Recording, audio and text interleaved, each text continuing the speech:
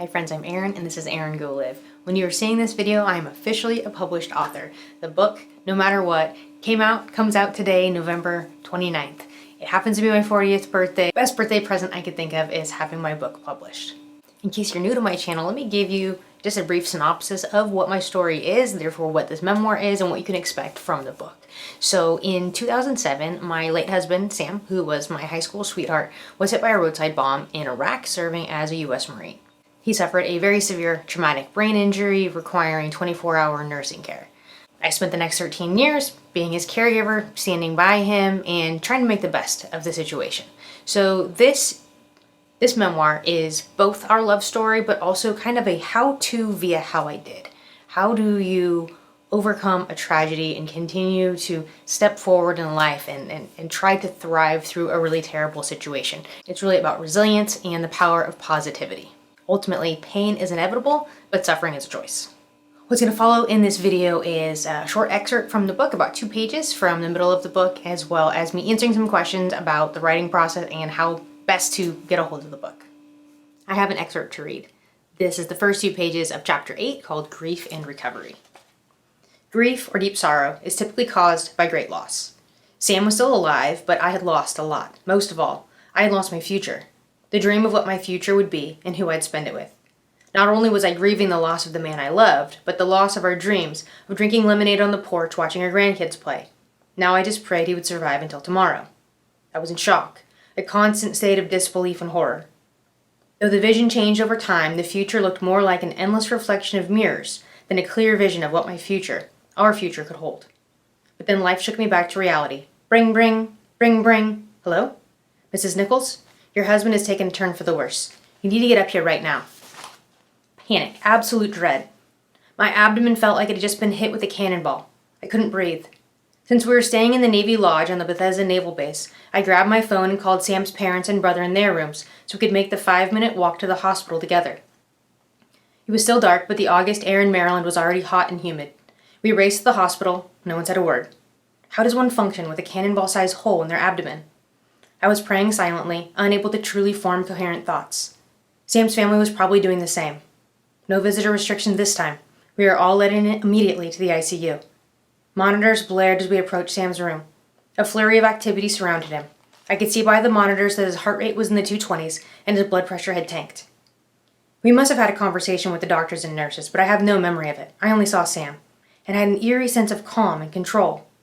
Standing on his left side, my back to the crowd behind us, I held his hand and talked to him calmly and soothingly, just as I'd done so on so many evenings after his first deployment when PTSD fried his nerves. I stroked his face, held his hand, and smoothed his arm hair, just like I always did. Perhaps it was because I didn't understand how dire the situation was at the time, but I wasn't pretending to be calm. The crowd that had formed behind us, including our Marine liaison in his PT shorts and skivvy shirt, and the hospital chaplain, were nothing to me. It was just Sam and me, and he was calming down. I wasn't even crying. One by one, the monitors stopped their alarm signals, and his vitals returned to normal. From chaos to calm. I had a true sense that God was with us, literally wrapping his arms around us in a cocoon of peace. Nothing else existed. I was at peace, and soon Sam was too. No one could explain why it had happened. That was the beginning of a very big day.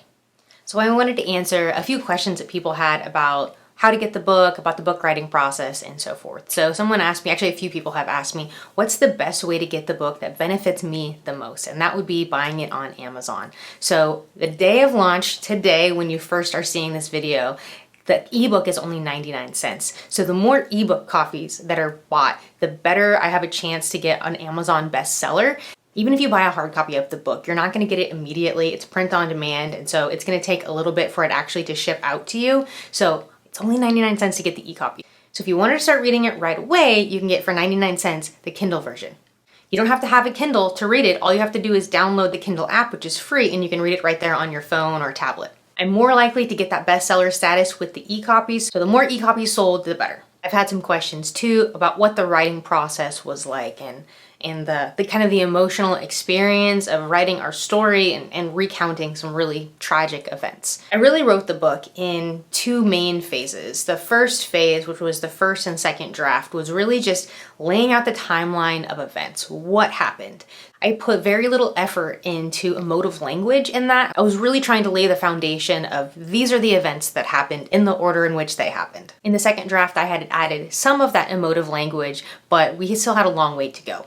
This was the version that I sent out to beta readers. I had about 6 or 7 people read it, and they all came back with essentially the same feedback. It was really good, but they wanted to know more about me, what was I experiencing at the time. And I actually, when I was writing it, I had this sense of kind of narcissism that I didn't feel, I wanted to tell the story, and for some reason I felt like maybe it was too much to tell you, not from my perspective, like not from me not willing to share. I just thought it felt kind of narcissistic to go too deep into what I was experiencing, because largely this was happening to Sam, even though it's also happening to me. So from the feedback I got from those beta readers, I went in drafts 3 and afterwards and continued layering in more and more and more emotion. My coach and content editor, who ended up becoming my publisher, Kelly, did an amazing job of helping to pull this stuff out of me, asking just more questions about, but what were you feeling? What was this like for you? What were you doing during this time? Some of it just felt tedious. Honestly, there was a section about, for example, him dropping him off to leave for boot camp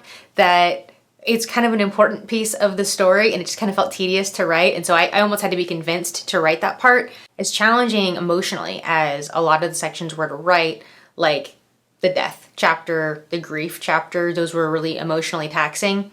What was sometimes more challenging than that was finding the emotion to express at a time when I was feeling very numb. It's hard to write emotion that you never actually felt. So I really had to dig deep in some of those areas and really draw on those experiences to pull out of myself what was actually going on, in here and in here at the time. All in all, I think writing the book was really cathartic. It helped me to process a lot of what was going on.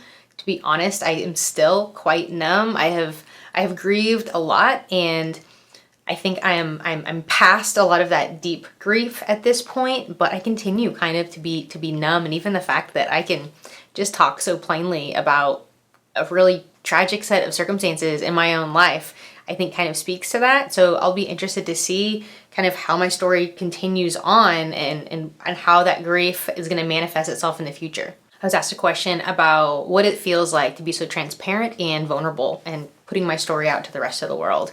And honestly, I've always been an open book about the story. When I was living it ongoing, I shared a lot when I was in college about what was going on, just in class if the topic came up, but also I gave presentations when I was in college. I mentioned this in the book. I did a poster session, and then later that turned into an oral presentation, which I gave multiple times. And so I've been used to telling this story. This is definitely the first time that I really went into depth on the emotional side of things, which definitely was challenging, but not so much like worried about sharing it with other people. It was more just pulling it out of myself and kind of experiencing or re-experiencing that emotion. I think because I have a bigger message to share and to impart on the world beyond just this is my story, this is this tragic thing that happened to me, I feel more empowered and like I'm coming from a place of strength and experience. I'm naturally a teacher, a coach, I'm a fixer, and so it really makes me want to help to impart anything that I've gone through that might help you in the future. And the last question is, what are you hoping your book will accomplish? The main thing is I want to inspire people to challenge themselves to keep going, to continue to grow. I am not special. People like to think about me as special. I feel like people have put me on a pedestal, people particularly who have watched this journey, and I'm not special. You can do this too. You are going to face challenges in your life, and you're going to overcome them. The real question is, will you come out the other side being better or bitter?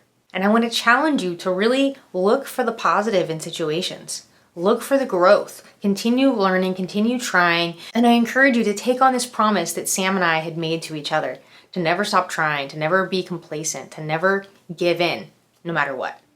And as I wrap up this video, I just want to thank everybody for their love and support over, as long as I've been talking about this book. A few of you watching actually were my beta readers, so I am so thankful to you, Heidi and Kim. Remember, every day is a great day for a great day, no matter what.